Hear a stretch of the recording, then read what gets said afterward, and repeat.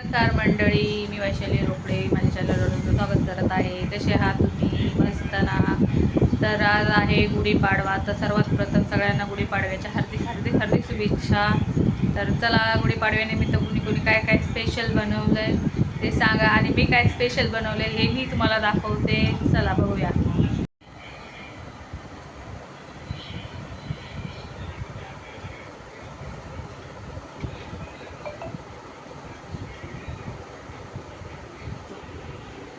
तर हे बघा, मी काय काय बनवलं आहे. बटाट्याची भाजी, हे बटाटे भाजी, पुरी, खीर, वरण भात आणि श्रीखंड. तर हे बघा तुम्ही, आज मी स्पेशल गुढीपाडव्यानिमित्त हे बनवलं आहे.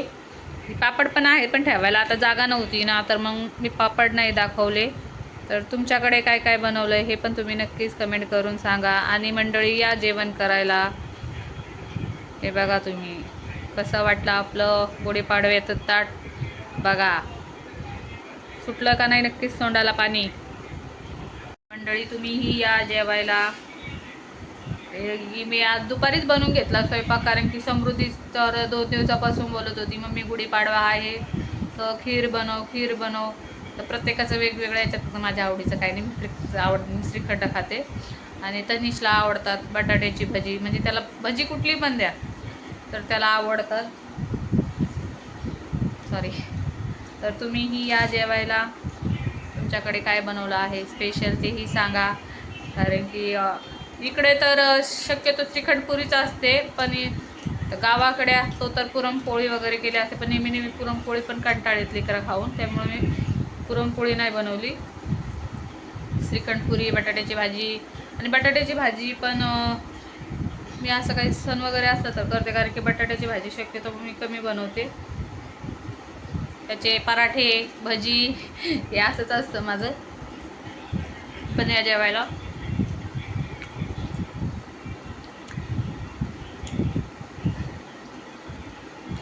खूप वेळची मी बनवत होते, एवढा स्वयंपाक एकटीने बनवला. तर श्रीखंड बाहेरून आणलं. मंडळी, आता आम्ही घेतो जेवण करून. तर परत एकदा सगळ्यांना गुढीपाडव्याच्या हार्दिक हार्दिक शुभेच्छा.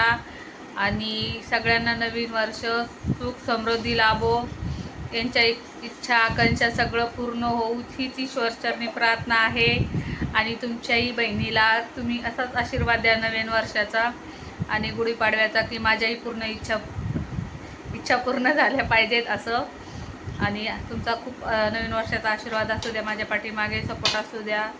धन्यवाद मंडळी. आता मी जेवण करून घेते. तर तुम्हाला माझा व्हिडिओ कसा वाटला कमेंट करून नक्कीच सांगा. आणि तुम्ही आज काय बनवलं गुढीपाडवा स्पेशल तेही कमेंट करायला विसरू नका. धन्यवाद मंडळी. चला बाय.